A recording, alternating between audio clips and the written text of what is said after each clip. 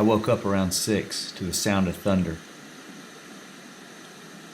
The storm passed us by, and even though it was an inauspicious start, I just had a feeling this was going to be a good day. Brian and I were well rested. We had both achieved the perfect hang.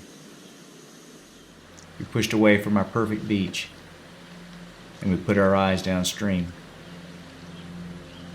We were just a few miles from the beginning of Section 9. It was go time.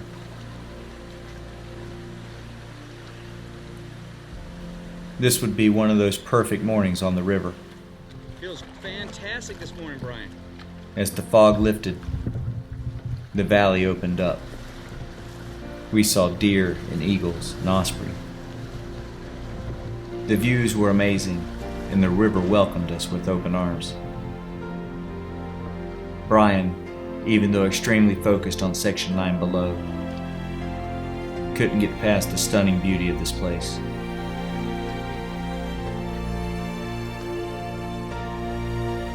It was a special stretch of river.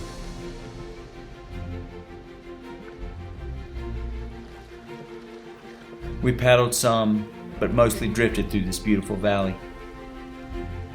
Small rapids lapped on the fronts of our boats.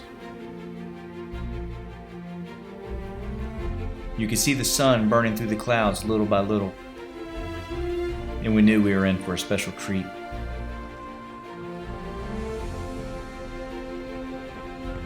Then it happened. As we came across this left bend in the river, the sun finally hit us. It was magical.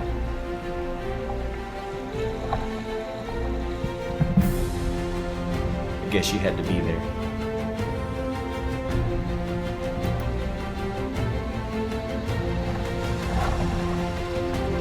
Moments like this, in places like this, are why we do what we do.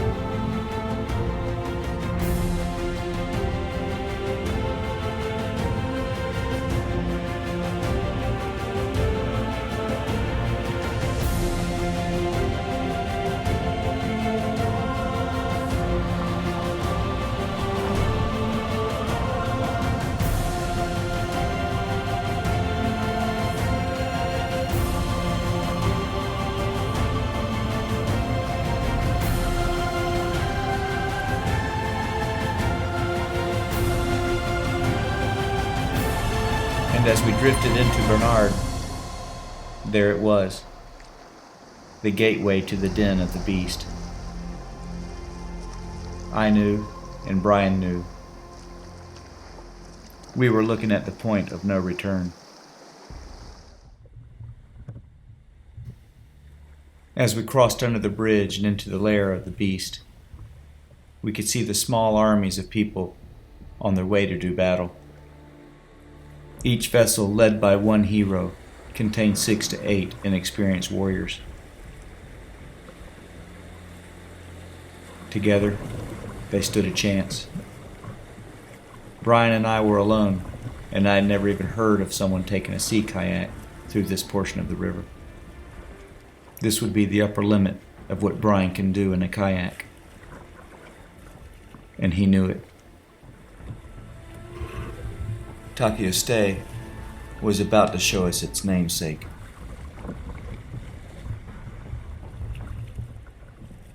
So what we're going to do is just kind of trail on with the rafts and just let them be our guide, and give Brian a chance to see what's happening ahead as the rafts go through, and that's always helpful when you're on the water.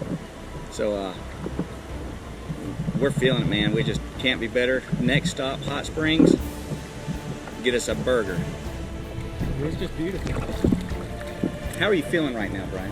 There's a little jinky nerves, but I think we've been through tougher. And we made it through tougher, and we've wrecked through tougher. Yep. But today's just about having fun. Yep. In the past, we've worried so much about who's going to take the swim and who's not going to take the swim. Hey, the water feels nice. I ain't worried about it. That's right. I'm not sure he believed what he was saying.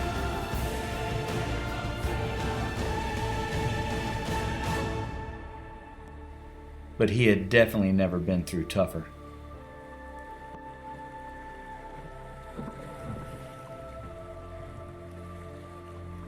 We had been through the rapid beginnings.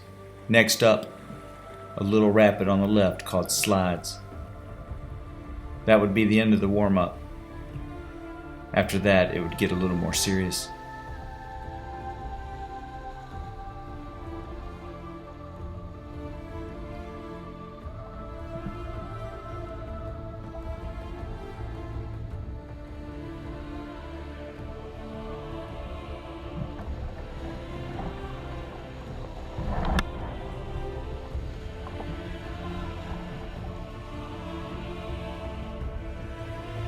So far, so good. Brian looked confident, but serious. We'd find out in just a moment. The left bend ahead was a rapid called Maze.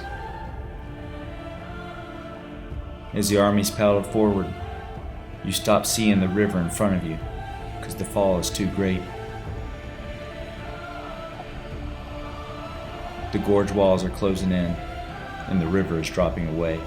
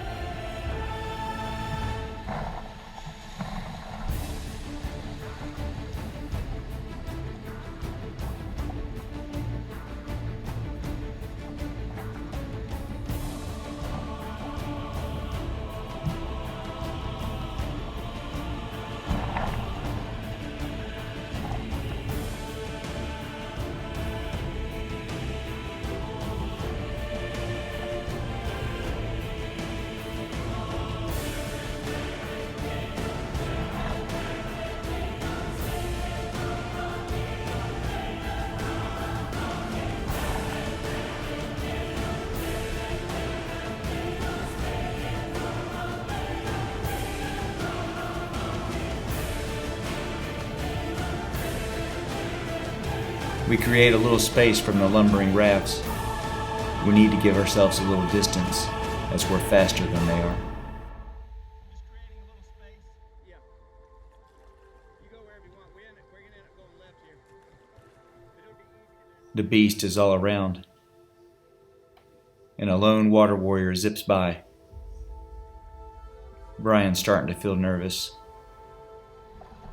This is not a place for sea kayaks.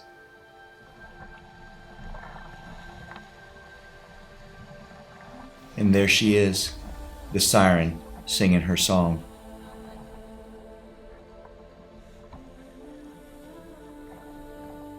Something's wrong. Brian needs to pull over to make an adjustment. We select a spot and head for the bank.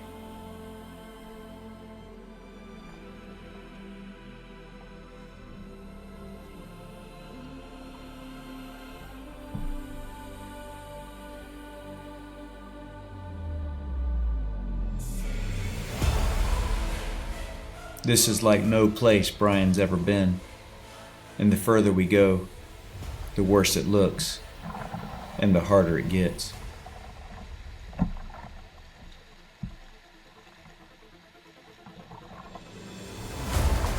As we make our way out of the maze, we go to the sacrifice rock, where each of the rafts pull up and cast their youngest, most inexperienced members off a rock into the river. It's a sacrifice to the beast. We pull over to watch the spectacle. Shortly thereafter, we arrive at Turtle Rock. The turtle sits on the left bank, halfway in the water, frozen in time. A harbinger of what's to come.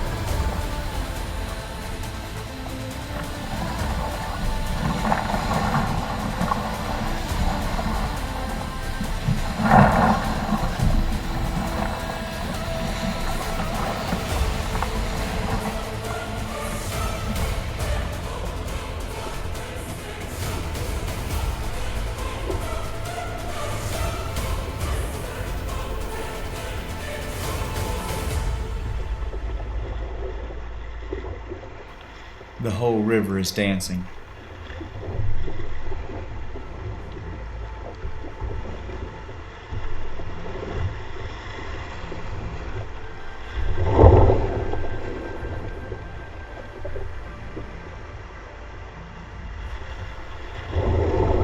I could paddle through here forever. This is what I came for. And in between making sure I could find a line that Brian could get down, I made sure to take a time to enjoy the moment.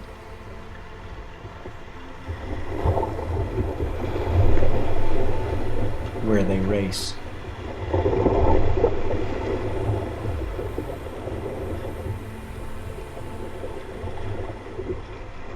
S-turn is the next rapid, and the boulders ahead signal the tricky entrance. The water folding in on itself might be problematic for a keeled boat, and I looked back to check his status. All was good, until I looked back. He was swimming. Unable to stop, and with the big hole in front of me, I had to keep moving. Fortunately, he self-rescued and even had his paddle.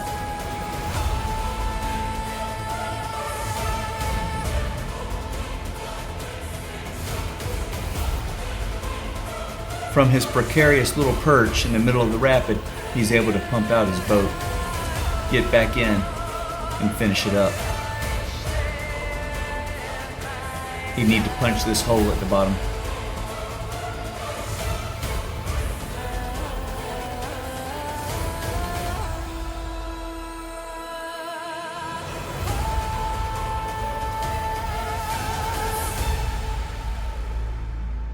Now I need to put him on the bank, get him all dried up, and let him catch his breath. You heavy with water? Are you heavy with a little water?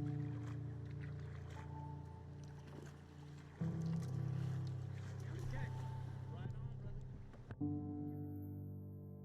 Woo-hoo-hoo. Brian did a little bit of fun time over there in that little S-turn, but he collected his paddle and his boat and his hydro flask like a champ.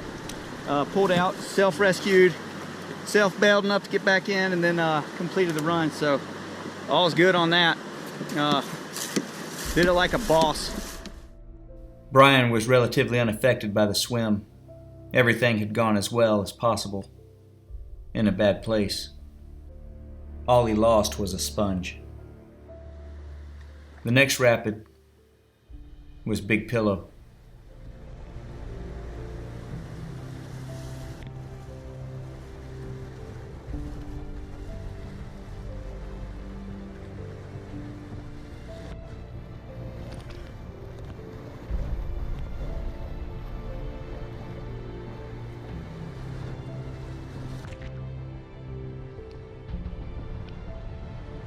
It looks impressive, but it's just a big wave train. Brian had plenty experience on the new river with these. Not very technical. Tight turns and exposed rocks were what was giving us trouble. Swimmer's Rapid was next, just a flushy flume, but it was deep, and deep flumes have whirlpools.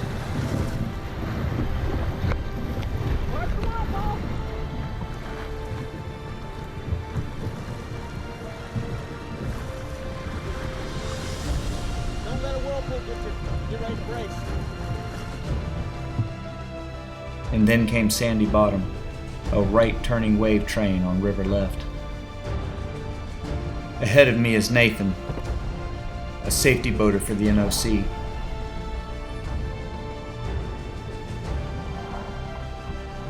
Really, a hired mercenary, there to document the trip.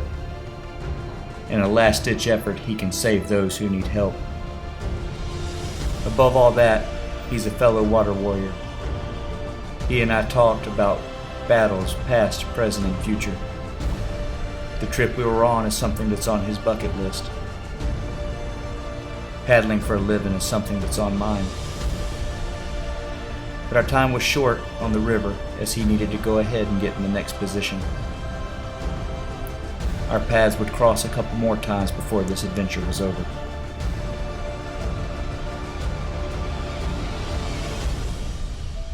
A brief respite from the action, but up next is ledges. And wouldn't you know it, look what we found.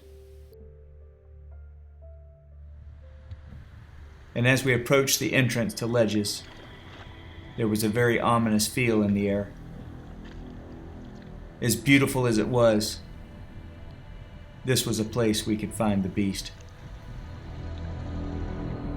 Some people ask me why I call it battle, and why I call paddlers warriors. Not all paddlers are warriors, and not all paddling is battle.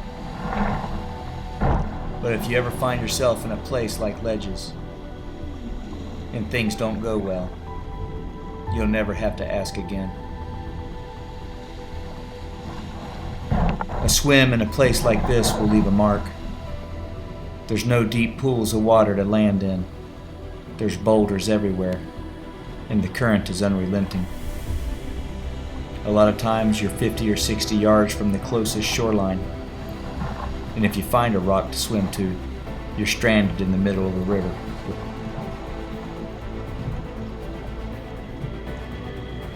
And the siren is always calling in a place like Ledges.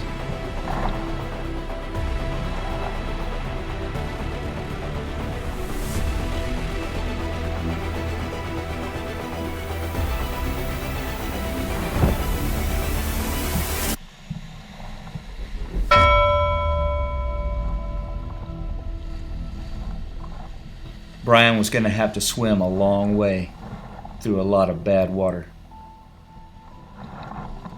I had to get in a position to help, but that was going to be difficult.